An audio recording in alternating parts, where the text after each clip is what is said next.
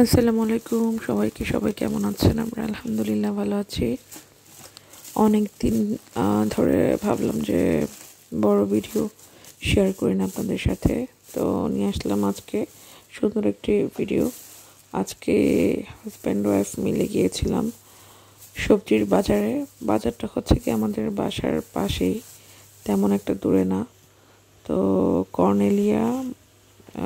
কর্নেলিয়ার কাঁচা বাজার আর কি। এখানে ইটালিয়ান বাংলাদেশি সবাই একসাথে মিলে বাজারটা মানে করে আর কি। বাজার বসে, যারা বিক্রি করে তারা বাঙালি ভাইয়েরও আছে, আবার ইটালিয়ান ইটালিয়ান কিছু মানুষও আছে আর কি। তো ওখানে অনেক একটু সস্তায় শাকসবজি পাওয়া যায়।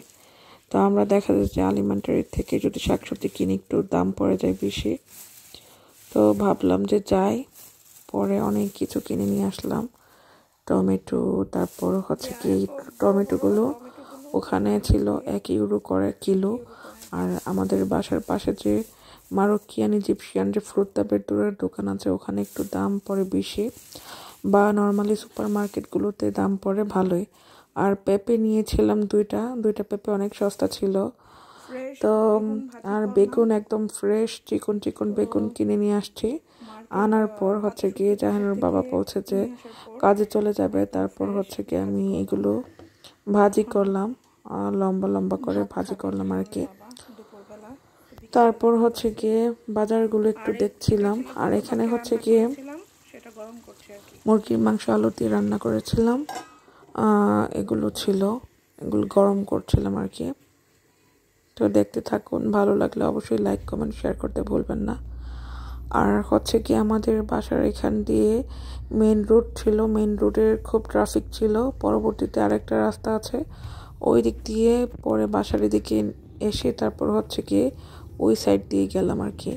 তো এই জায়গাটা হচ্ছে গিয়ে মোটামুটি ট্রাফিক ছিল আর কি, যার কারণে এদিকে যাওয়া। আর বাসার সামনে আর যেখানে যাই না কেন পার্কিংয়ের একটা বিরাট বড় ধরনের একটা সমস্যা হয়ে দাঁড়ায়। 1 ঘন্টা, আধা ঘন্টা, 2 ঘন্টা এমনও সময় গিয়েছে 2 ঘন্টার জন্য পার্কিংয়ের জন্য অপেক্ষা করতে হয়েছে আর কি। আর আজকের ওয়েদারটা কিন্তু মাশাআল্লাহ খুব সুন্দর ছিল, এত সুন্দর ছিল, খুব রৌদ্র বাহিরে, খুব ভালো লাগছিল আমার। তো আমি যাওয়ার কারণ হচ্ছে গিয়ে কর্নেলিয়ার যে বাজারটা, এটা কর্নেলিয়ার বাজার না, মূলত বিয়া বসিয়া বলে। বিয়া বসিয়ার বাজারটাতে আমি যাইনি কখনো, তো ভাবলাম যে জাহানুরের বাবার সাথে আমি যাই। তো ওখানেও এক সমস্যা হয়েছে, পার্কিংয়ের জন্য প্রায় আধা ঘন্টার উপর হয়ে যাবে, 40 মিনিট শুধু পার্কিংয়ের জন্যই আমাদের ঘুরতে হয়েছে। কারণ গাড়ি না রেখে তো আর বাজার করাও সম্ভব না। আর দেখা যায় যে ইমার্জেন্সি যদি আমরা কোয়াত্রো ফ্রেচা দিয়ে যাই, তাহলেও দেখা যায় অনেক সময় পুলিশ মুলতা করে, মানে জরিমানা করে, যার জন্য পার্কিংয়ের জন্য প্রায় 40 মিনিট অপেক্ষা করতে হয়েছে আর কি। তো ফ্রেশ বাজারগুলো আসলে খুব ভালো লাগলো। তো বাসায় ধনিয়া পাতা ছিল না, ধনিয়া পাতা যেহেতু আমি ফ্রোজেন করে রাখি কাটাকুটি করে, তা সেহেতু ভাবলাম যে একটু ধনিয়া পাতা কিনে নিয়ে আসি। ধনিয়া পাতা, কাঁচামরিচ, তারপর হচ্ছে কি মূলা, আর অনেক মিষ্টি কুমড়া, তারপর হচ্ছে গিয়ে লাল আলু, তারপর আর কি কিনলাম, আরও অনেক কিছু কেনা হয়েছে, মনে হচ্ছে না এখন আর কি, মনে পড়ছে না আর কি। তো ভাবলাম যে ভয়েসটা দিই। পাশে হচ্ছে গিয়ে বাচ্চাগুলো ঘুমাচ্ছে, হয়তো বা সাউন্ড বোঝা যেতে পারে আর কি, বাচ্চাগুলো ঘুমাচ্ছে যেহেতু। তো এটা হচ্ছে গিয়ে কর্নেলিয়া। তো এখন হচ্ছে গিয়ে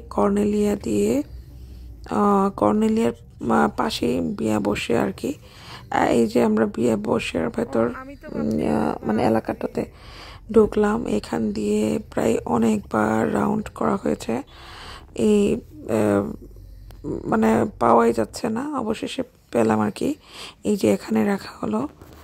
তো আমরা হচ্ছে কি এখন যাচ্ছি, যাওয়ার পর মূলা, তারপর এগুলো কিনলাম আর কি।